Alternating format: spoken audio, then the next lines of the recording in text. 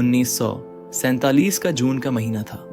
गर्मी ने पूरे लाहौर को झुलसा दिया था, लेकिन सुखपुरा गांव अब भी शांत और हरा भरा था।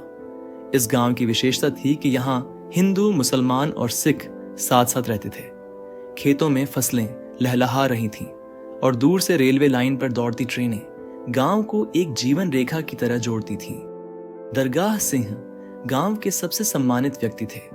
उनकी सफेद दाढ़ी, झुर्रियों से भरा चेहरा और भारी आवाज से ही उनकी प्रतिष्ठा झलकती थी। दरगाह सिंह अपनी चारपाई पर बैठे थे। उनके चारों ओर गांव के कुछ लोग और उनके परिवार के सदस्य इकट्ठा थे। चर्चा हो रही थी अंग्रेजों के भारत छोड़ने और आजादी के आने की। दरगाह सिंह, देखो भाई, ये अंग्रेज तो जा रहे हैं, लेकिन जो सुना है कि देश के 2 टुकड़े करेंगे, उससे मुझे चिंता होती है। ये धरती तो हमारी माँ है, इसे बांटना सही नहीं। गांव का एक युवक बोल पड़ा, बाबा, तुम बेवजह चिंता करते हो। सुखपुरा में तो कुछ नहीं बदलेगा। हिंदू, सिख, मुसलमान, हम सब साथ ही तो रहते हैं। दरगाह सिंह थोड़ी देर चुप रहे। उनकी आंखों में एक अनजाना डर था। उन्होंने खेत की ओर देखा और बुदबुदाए, बस भगवान यही कृपा बनाए रखे। दरगाह सिंह का परिवार सुखपुरा का सबसे पुराना परिवार था। उनका बेटा बलवंत और बहू सुनीता गांव के खेतों में काम करते थे। दरगाह सिंह के छोटे पोते राजू की जिंदगी इन दिनों कच्ची पगडंडियों पर दौड़ने, गुलेल से पक्षियों को डराने और अपनी दादी की कहानियां सुनने में बीत रही थी।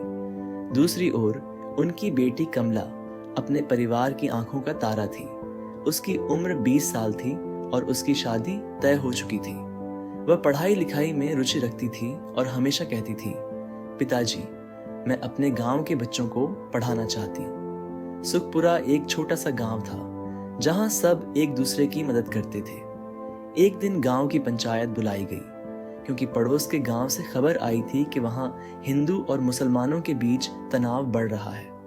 एक वृद्ध मुसलमान हाफिज अली ने पंचायत में कहा, हमारे सुखपुरा को इन नफरतों से बचाना होगा। मैंने अपने खेतों पर काम करने के लिए हमेशा हिंदू और सिखों को बुलाया है। हमारा गांव शांत था और शांत रहेगा। लेकिन गांव के कुछ युवा इस बात से सहमत नहीं थे। उन्हें विभाजन की खबरें परेशान करने लगी थीं। कुछ दिनों बाद गांव में एक घटना घटी जिसने सबको चौंका दिया। गांव के एक मुसलमान व्यापारी की दुकान को रात में आग लगा दी गई। कोई नहीं जानता था कि यह काम किसने किया। दरगाह सिंह को यह घटना बहुत चुभी। उन्होंने गांव में दौरा किया और सबको समझाने की कोशिश की। जो ये आग लगाने वालों का साथ देगा वो सुखपुरा को मिट्टी में मिला देगा। लेकिन अब गांव की हवा बदल रही थी। दोस्त भी अजनबी से लगने लगे थे। एक रात दरगाह सिंह अपने घर के आंगन में चारपाई पर लेटे थे। बलवंत उनके पास आया और बोला, बाबा, हमारे पड़ोस के गांव से लोग अपना घर छोड़ रहे हैं। वो कह रहे हैं कि मुसलमानों के लिए अब यहाँ रहना मुश्किल हो गया है। दरगाह सिंह ने गहरी सांस लेते हुए कहा, यह वक्त डरने का नहीं, समझदारी से सोचने का है। हमारा गांव अभी भी सुरक्षित है। लेकिन बलवंत की पत्नी सुनीता ने अपनी चिंता व्यक्त की, पिताजी, अगर हमारा भी यही हाल हुआ तो हमने जो इस जमीन पर सालों से लगाया वो सब छूट जाएगा। गांव में स्थितियां अब बिगड़ने लगी थीं। पहले जहां एक दूसरे को भाई माना जाता था, अब वहीं धर्म और भाषा की दीवारें खड़ी हो रही थीं। गांव के सरपंच ने निर्णय लिया कि हर परिवार अपनी सुरक्षा के लिए तैयार रहे। लोग अपनी जमा पूंजी और गहने एकत्र करने लगे।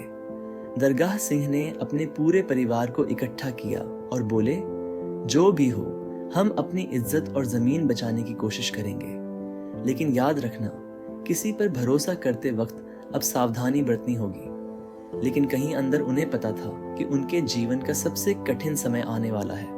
रात को गांव के पास एक ट्रेन को लूट लिया जाता है। लूटपाट और हिंसा की आवाजें सुनाई देती हैं। पूरा गांव डरा हुआ जाग रहा है। कमला अपनी माँ से पूछती है, माँ, क्या हम भी किसी दिन यहाँ से चले जाएंगे? सुनीता ने आंसुओं को छिपाते हुए कहा, भगवान सब ठीक करेगा। दरगाह सिंह बाहर बैठे दूर अंधेरे को देख रहे थे। उनके दिल में एक तूफान उठ रहा था, लेकिन उन्होंने इसे छिपाते हुए आसमान की तरफ देखा। सुखपुरा अब वैसा कभी नहीं रहेगा जैसा वह हुआ करता था। गांव में दिन पर दिन डर और तनाव बढ़ता जा रहा था। अब सुखपुरा में भी हिंसा के छींटे पड़ने लगे थे। रात को कभी किसी के घर पर पत्थर फेंके जाते तो कभी फसल को आग के हवाले कर दिया जाता। हर कोई जानता था कि यह विभाजन की आंधी अब सुखपुरा को भी नहीं छोड़ेगी। दरगाह सिंह का परिवार अब तक उम्मीदों के सहारे गांव में रुका हुआ था, लेकिन एक रात की घटना ने सब कुछ बदल दिया। गांव के पश्चिमी छोर पर रहने वाले परिवार पर हमला हुआ। उनकी झोपड़ी जला दी गई और 3 लोग मारे गए। ये खबर पूरे गांव में आग की तरह फैल गई। दरगाह सिंह, अब समय आ गया है, हमें अपना घर छोड़ना पड़ेगा। सुनीता और कमला रो पड़ी। बलवंत के चेहरे पर गुस्सा और असहायता के भाव साफ झलक रहे थे। बलवंत, बाबा, हम सब कुछ छोड़ देंगे, हमारी जमीन, हमारी मेहनत, सब, हम कहां जाएंगे? दरगाह सिंह ने गहरी सांस ली और कहा, जहां जिंदा रह सकें वही अपना घर होगा। ये जमीन अब हमारी नहीं रही। अगली सुबह दरगाह सिंह के परिवार ने जितना संभव हो उतना सामान बांध लिया। कुछ कपड़े, थोड़ा अनाज और अपनी पुरानी यादों को लेकर वे गांव के कई अन्य परिवारों के साथ रेलवे स्टेशन की ओर बढ़े। सुखपुरा का स्टेशन अब किसी युद्ध के मैदान जैसा लग रहा था। हर तरफ लोगों की भीड़, सामान के बंडल, बच्चों के रोने की आवाजें और सुरक्षात्मक सैनिकों का शोर था। दरगाह सिंह, सब ठीक रहेगा, बस हमें एक दूसरे का साथ नहीं छोड़ना। लेकिन इस बात का एहसास किसी को नहीं था कि यह सफर उनकी जिंदगी का सबसे मुश्किल सफर होगा। ट्रेन चल पड़ी। डिब्बों में इतनी भीड़ थी कि लोग एक दूसरे के ऊपर बैठे हुए थे। बच्चों के रोने और बूढ़ों की खांसी की आवाजें ट्रेन की धड़कनों के साथ गूंज रही थीं। अचानक रात के समय ट्रेन एक छोटे स्टेशन पर रुकी। बाहर से शोर सुनाई देने लगा। कुछ लोग मारो, काटो चिल्ला रहे थे। दरगाह सिंह ने खिड़की से झांका तो उनका दिल दहल गया। एक झुंड डिब्बों पर हमला कर रहा था। तलवारें, लाठियां और आग से लैस लोग यात्रियों पर टूट पड़े। बलवंत ने तुरंत दरगाह सिंह और परिवार को कोच के एक कोने में छुपा दिया। बलवंत, राजू को पकड़ो, उसे कुछ नहीं होना चाहिए। कमला अपने पिता से चिपक गई, लेकिन इस अफरा तफरी में सुनीता और कमला को कुछ लोगों ने खींच लिया। बलवंत ने उन्हें बचाने की कोशिश की, लेकिन हमलावरों की भीड़ के बीच वह बेबस हो गया। सुनीता चीखते हुए, कमला, मेरा हाथ मत छोड़। कमला को घसीटते हुए ट्रेन से बाहर ले जाया गया। सुनीता उसे पकड़ने दौड़ी, लेकिन बलवंत ने उसे रोक लिया। बलवंत, अगर तुम बाहर गई तो हम सब खत्म हो जाएंगे। सुनीता फूट फूट कर रोने लगी, लेकिन ट्रेन चल पड़ी। कमला स्टेशन पर छूट चुकी थी।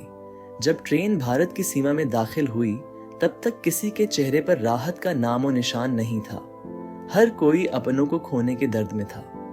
दरगाह सिंह ने सुनीता को दिलासा देते हुए कहा, कमला जिंदा होगी, भगवान उस पर दया करेगा, हमें उसे ढूंढने का मौका मिलेगा। लेकिन सुनीता का दिल यह मानने को तैयार नहीं था। उसने कमला का नाम पुकारते हुए कहा, तुमने कहा था कि सब ठीक होगा, अब मेरी बेटी कहाँ है? दरगाह सिंह के पास कोई जवाब नहीं था। ट्रेन दिल्ली के पास एक शरणार्थी कैंप पर रुकी। वहां का दृश्य दिल दहला देने वाला था। कैंप में हर तरफ भूखे और घायल लोग थे। तंबुओं के बीच से गुजरते हुए दरगाह सिंह का परिवार एक कोने में बैठ गया। राजू अपनी मां से लिपटकर रोने लगा। बलवंत ने चुपचाप कैंप के अधिकारियों से बात की। उन्होंने बताया कि यहाँ कई परिवार अपनी बेटियों और बच्चों को खो चुके हैं। बलवंत, क्या कमला के बारे में कोई खबर है? अधिकारी ने मुंह फेरते हुए कहा, हम कोशिश कर रहे हैं, लेकिन यह सब अब भगवान भरोसे है। अगले कुछ दिनों में बलवंत ने दिल्ली में मजदूरी करना शुरू किया। दरगाह सिंह परिवार को संभालने में लगे रहे, लेकिन सुनीता दिन रात कमला को याद करती और अपने आंसुओं से चुपचाप तकिए को भिगो देती। एक दिन कैंप में एक व्यापारी आया जो मजदूरों को काम पर रख रहा था। उसने बलवंत को बुलाया और कहा, तुम्हें काम चाहिए तो अपने बेटे को पढ़ाई से हटाकर मेरे साथ काम करने भेजो। बलवंत के लिए यह निर्णय मुश्किल था, लेकिन परिवार को जीवित रखने के लिए उसने राजू को भी मजदूरी में लगा दिया। दरगाह सिंह, हमने अपनी जड़ें खो दी हैं, लेकिन अब इस नई जमीन पर बुनियाद खड़ी करनी होगी। हमें त्याग करना होगा। रात में दरगाह सिंह बाहर तंबू के पास बैठे आसमान की ओर देख रहे थे। राजू उनकी गोद में सो रहा था। सुनीता अब भी कमला की तस्वीर लिए उसे याद कर रही थी। दरगाह सिंह बुदबुदाते हुए, भगवान मुझे इतना साहस दो कि मैं अपने परिवार को इन अंधेरों से बाहर निकाल सकूं। दूर किसी मंदिर से घंटों की आवाज आ रही थी, मानो ये संकेत दे रही हो कि अब भी संघर्ष का अंत नहीं हुआ। आगे का एपिसोड सुनने के लिए हमारी चैनल प्रेम वाणी को सब्सक्राइब कर दो ताकि सबसे पहले वीडियो आपको मिले। मिलते हैं अगले एपिसोड में।